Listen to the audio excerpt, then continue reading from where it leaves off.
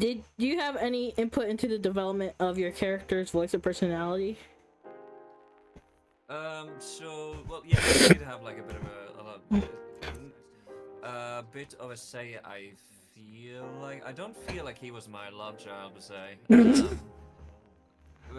But in terms of when you voice act, there's so much nuance you can do. The script can the script says a lot, you know. It determines the decisions, the choice of words, and all of that. But there's a lot of undertones and subtleties when it comes to voices that is in the voice actor's hands, no matter what. And for me, well, I kind of was just. Well, when I play it again, I'm probably gonna be like cringing, like just because of my own voice and just what all the other ways that the game sounded in my head, but not in the microphone. I felt like I had a say in it, but because of my ADHD and because projects like this is a marathon rather than a sprint, it's very difficult for me to stay attentive, largely when I have like an exhausting day job. So what I truly am hoping for is that either I could make this my day job, which could make it my sole focus during the morning hours,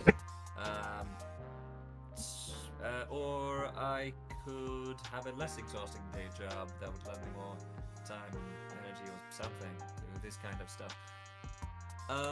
It's difficult to make things believable where the listener is immersed and doesn't experience it listening to a voice actor. That's kind of the thing. You want to make the listener think they're listening to people, not voice actors. Yeah, when I was playing through the game for the 50th time, this time with voice acting, it was a lot more immersive with the voice acting than without, mostly because you could actually get the emotion from the character. Without the voice acting, you have to kind of imagine it, and I know some people prefer that way. So like, I'm not sure if we have a way to talk. I guess you could kind of take out the volume so you could just imagine it. But like for me, I'm the type to prefer voice acting because it's just like, well, let's say I'm not paying attention to the dialogue, I just listen to her voice, I'm like, oh yeah, I totally know what's going on. So, and for some people, I know myself, sometimes it's good to just stare out into space and just press an arrow to like continue and hit the next line. Exactly. It's just like an audiobook. Yeah, honestly, that's part of like the appeal of visual novels. So, what was your favorite aspect of voicing your character, and what was your challenges on voicing him? So, it is decently within my comfort zone. In my everyday life, I tend to stay roughly around this tonality. The only times I ever shout and scream is when I do voice acting. And at some point I really want to do like a very colorful personality, stuff like that, but I just don't have experience in reaching that tone. So I felt like, okay, this is definitely my kind of character, the stoic kind of guy, or villains tend to be my characters, or just like a little bit more seductive. They also tend to be well within my comfort zone. This was a bit of like stoic, but leaning toward flirtatious if the player felt so inclined as to pursue him. And that was nice. And I like trying to convey emotions through subtlety. It's a huge challenge, and I'm still struggling with it, and that means saying the same sentence with the slightest differences. It drives you mad just doing a singular sentence 10 times over and just being like, oh, no, that's not right, and then you don't know what right is supposed to sound like, but you can tell, you feel that something is wrong. It's like when you look at somebody's drawing of a face and it's the uncanny valley of something wrong. And I don't know what, but that's not a face. You know what that reminds me of? But Aria! But Aria! Aria! But Aria! When I was asked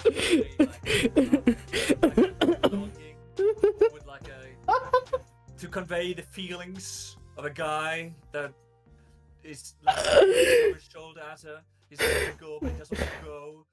It's so emotional. It's a single word, and that is the one thing we did the most takes on. And I think the one that was the best was when we didn't even record it. But then I spent another 5-6 attempts to recreate that. And I think it's well okay, but that's so much. Just gotta like keep on going. Sometimes you have to draw with a pen instead of a pencil. Sometimes you just have to take what you got and just move on to the next task. But Aria, that's gonna like every time I play through, I'm just gonna be like, but Aria. Oh my goodness. Did you relate to your character in any way? If so, how? Well, he is a nifty boy.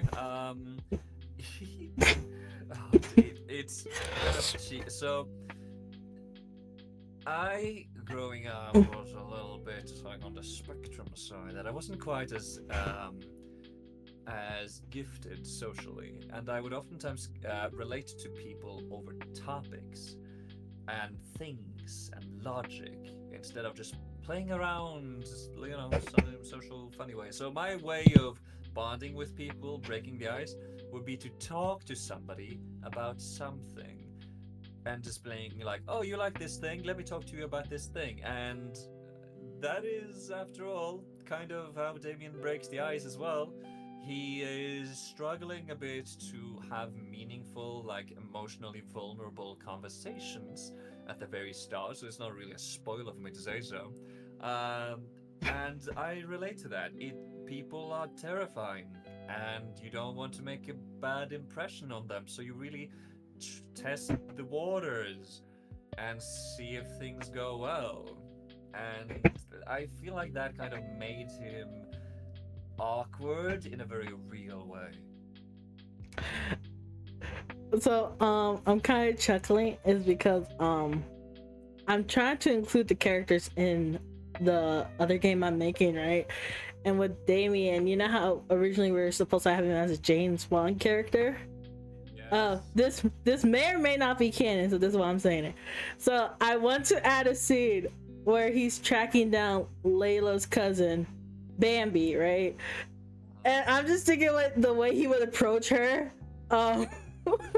because he's doing a job for Silver, and he's just like he just sounds like the dumbest thing like you could say. It's just like, hey, so like I need to take you into custody, so if you're willing to cooperate, and she's just like, you think I'm just gonna do that? Like like I'm just thinking about like how Damien was reacting to that situation, because you know how it's like, oh, so you must be Aria, and like Aria's never really met him. It's just like, so what if he just comes up to me and he's like, oh, so you must be Bambi, but like the context is that it's like the middle of the night. It's like can I I've been like when you work and you're tired and it's like the 13th hour and you just want to go home and stuff like that. If he has had a couple of those, you know, baggy under his eyes and all that stuff, I could totally forgive him and for like doing so if that was a circumstance. In those circumstances, it would be believable even. So in some of the lines, I've kind of got the impression that he is not quite, you know, is not quite out on the spectrum, like in not taking any social cues at all. Seems to have like a head on his shoulders, and as such, I'm sure there's some contexts more than others where he would just like totally not see the context of everything in the moment. I do feel like a lot of characters, when they start to actually get depth, that's when these moments show up. Like, for example, Damien just not seeing the situation and how awkward he's making it. That will be an interesting, like, endearing trait that I think would just work so well on it. So when it comes to like you're talking about how you see certain traits in a character, so like I try to, when it comes to my writing personally, I try to make it up to interpretation, because I don't need to spell it out for the audience. If I need to spell it out, then I feel like I'm doing a horrible job in the writing, unless it's just like something really silly and I'm just trying to spell it out like I'm making a reference. But if it's like if I'm hinting like you're going through something or something like that, but I'm not saying it because it's not really up to us to really get the message. It's like it's for the audience to interpret and see if like how the character deals with it. Then yeah. Yeah, so because I know some people want it really out there, and I was just like, that's not how I write. So that was something that frustrated a few people. I was just like, that's probably not your type of game then, if I have to like put it out there, but I don't want to. So like yeah, so like it's just like it's always about context, because mine is a more mature audience. It's not like 18 plus, but it is like 16 plus because of like the references we were making and whatnot. Like it was goofy, haha, but it was still like not really intended for young ones. And so like when people were it's not yeah, like Hannah Montana. yeah, Like the transition from teenage with a bit of the hard life stuff that comes with early adulthood. Huh? I'm currently working on something called Lloyd's Playbook, and it's more mature. It's actually not Otome, but like the guy version of it. I don't know if that's, what is that called? I'm not really sure what that is. Guy version. Yeah. Either. So like it's more saturated on like the male perspective, which is kind of a lot harder because I'm a female, but but I was like I'm trying to like have a different shift because you know, I'm going for a more mature audience. So like but like while we've been writing this, it's been like because we're not trying to cater for so much, it felt like a lot more entertaining. Like it has been goofy, like the story. We're just like, are we really gonna do this? And he's like, do you want to? I'm like, let's do it. And we're just letting it flow. So Interesting, because I mean, there's, if you flip the roles around, well, there's more girls in the story, and secondly, you would have more veterancy in understanding them, I suppose. yeah. Although I suppose that, yeah, then again, it's the players, the male gaze or the female gaze or whatever, like what appeal there is. I guess it does radically change the story structure and what one should focus on. Yeah, it really does, honestly. Like you have to figure out if what do you really want to focus on. So like if you want to focus on, well, as you said, like the male gaze, like making the yeah fan service, or like sexualization, or if you want to just focus on straight up story writing but making it more mature content and stuff like that.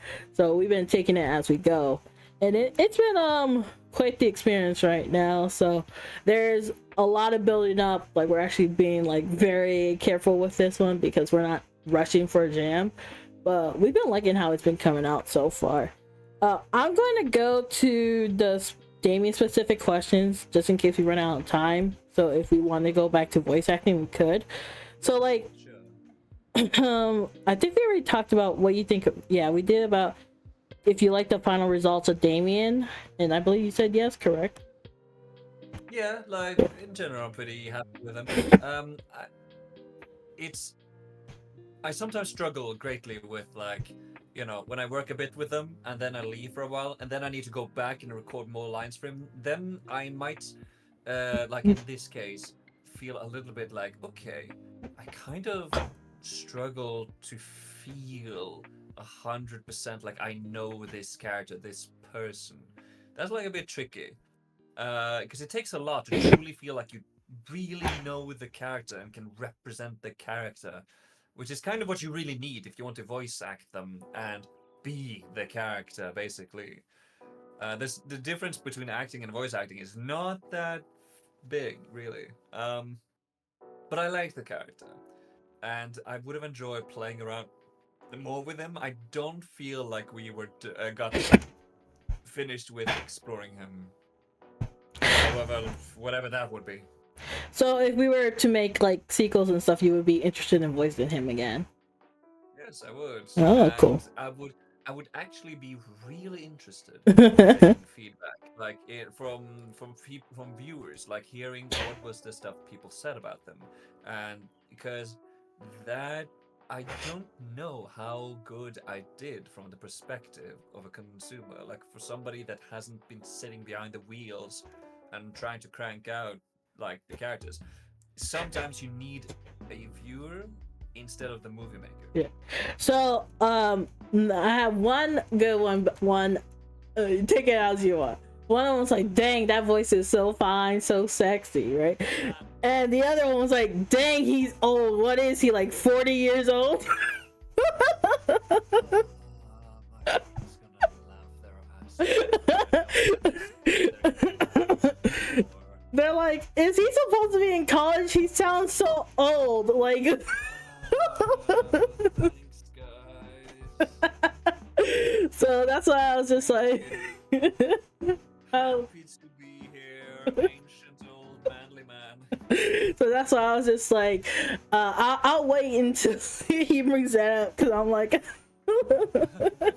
So I'm really, like practicing a little bit with like how soft do I take the voice up, stuff like that. And well, I'll keep working on it still, softening up a bit, because I was watching some animes, and then I was there was one character where you got to see him both as like a boy and a teenager, Mhm. and I think through the entire movie, even into like early adulthood, it was the same voice actor, Mhm. 40-year-old man, and I had no idea.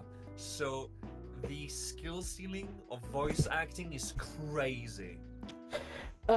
I would like to say, like, when I think about voice actors, like, Vic Mignogna, like ones that you would hear often in childhood, or I know he had a controversy, but it was like one that you would always hear growing up, or the one who previously passed away, the voice of Jessie and Misty from Pokemon. Like, they would it was, I don't know if they had range, but it was just an iconic voice. Like wherever you heard it, you're like, that is that voice. So it's just like, if you want to have range or if you want to be iconic, I think that's like what I think about. It's just like, do you want to have a memorable voice, like if like, hey, it's me, Zuko, from Avatar. People are like, So, like, the one voice actor that I am the most similar to is okay, where is Iron Blanket right now? The Tatum, Michael Tatum, the Sebastian Black Butler voice actor. Just going a little bit more of the British style, and then just a little playful tonality and shortened sentences, and suddenly the differences is not all that stark at all. Like his voice shows up a lot, but he doesn't change his voice all that much. He does one thing and he does it well, and then people, and he's been used for so many different roles and so many different characters. People love him because it's so attractive to listen to. That made me feel like, okay, right now at this time, I don't have as much range as I might want to, but I would be happy to just do a great voice. But I think more likely, like if I do one role and it's like absolutely slapping, like it's on a great show that everybody talks about, then I might be known for that character for the rest of my life, and I don't mind that. But more likely, if that doesn't happen, at the very least, I will be in so many projects that people are going to recognize my voice because they like my voice, and that way people will struggle to see the characters as the characters, and instead, when they hear my voice, they'll hear me. I was That's kind of also just like rubbing my ego. I was gonna say two things. You can either become Tom Holland and learn British and American, so you can have both fan bases, or you could sign up to become the next guy in Love and Deep Space.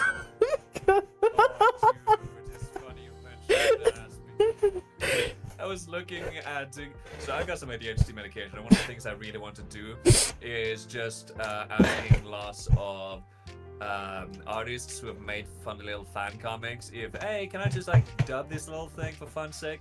Because I am cracking the code step by step on this one guy everybody sims for. This one, you know the one. In Love and Deep Space? Yes. Stylus? I think this was a different one that like has the thirstiest fan base. That's Stylus. It's the white hair one, right? There's Raphael, Stylus, Caleb, Zane. I think I was thinking of Raphael actually. And then Xavier. I was just like, you're thinking of Raphael? Oh yeah, they is pretty gulp gulp gulp. That's why I didn't think he was thirsty, because I remember him as the fish guy. Gulp gulp gulp. I'm a fish. I don't play the game, but like I'm aware of the fan base, because I was just like, how do I make my game thirsty? I was just. You know what? Maybe that can be a focal point. At any rate, I do want to do a bit of like stuff like that. Just dub a couple of comics. I think it'd be a bunch of fun. I was trying to compare Damien to Zane and Silver to Stylus, so that's why I'm aware of the characters. I was just like, You know what? That's not a bad idea. Exactly. I've learned that sometimes, if you want to make a good character, use a tried and true strong template. And like, have your twist, yes, but don't try and make a character without having a good reason, a provable reason that people might like this guy. Okay, but in all fairness, I had Damien way before Love and Deep Space was out, and I made Silver before Stylus was in the game, so like, technically I was first, but popularity wise they win, so I'm gonna be a copycat. Like, what do you think? Do you think like you and maybe the crew like got better at developing these characters? Well, for me personally, I think I have, because someone reached out to me and wanted me to help them with their game, and every time they ask me about a question, I'm like, what purpose does a character serve? What is their like relatability factor, or like what are they to serve? So like literally in the one game we have, right, we made this joke character, and he was supposed to be a nothing character, and then we made him the most unfortunate character he is. Like, he is the unluckiest person there is. My next question is, do you think Aria was able to fix Damien?